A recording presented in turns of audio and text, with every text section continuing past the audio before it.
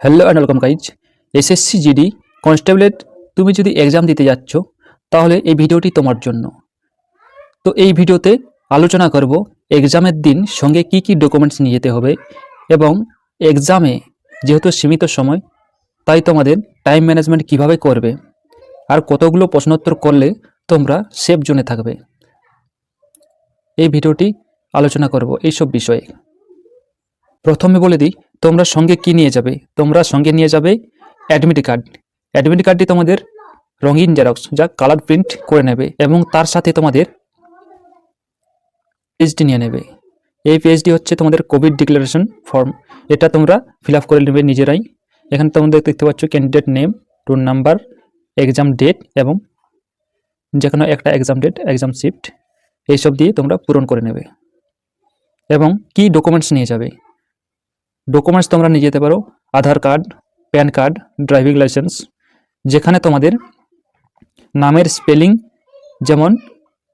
যেমন না তোমাদের অ্যাডমিট কার্ডের সাথে মিসম্যাচ হয়, যেমন স্পেলিং ঠিক থাকে, ডেট অফ বার্থ ঠিক থাকে এবং ফাদার্স নেম যেমন ঠিক থাকে, সেই সব ডকুমেন্টস তোমরা নিয়ে যাবে।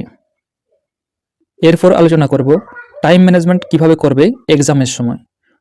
যেহেতু তোমাদের এই এক্সাম 60 মিনিটের হয় আর কোশ্চেন থাকে তোমাদের 80টি, তো তোমাদের 4টি পার্টে এক্সাম হয়। তোমাদের জানো যে প্রথমে তোমাদের জিকে, ম্যাথ এবং রিজনিং, তার সাথে ইংলিশ অথবা হিন্দি থাকবে। তো এই 4টি পার্টে তোমাদের এক্সাম হবে।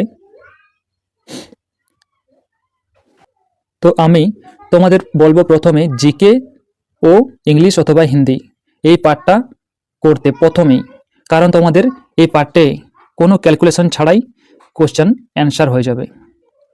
অতএব তোমাদের ম্যাথ ও রিজনিংয়ের জন্য অনেকটা সময় বাঁচাতে পারবে। আর তোমরা ভালোভাবে ঠান্ডা মাথায় পরীক্ষা দিও এবং সবাইকে অল দ্য বেস্ট রইল। এবং কতগুলো প্রশ্নোত্তর করলে সেফ জোনে থাকবে তোমরা, তোমাদের বলে দিই যে তোমরা যদি 55 থেকে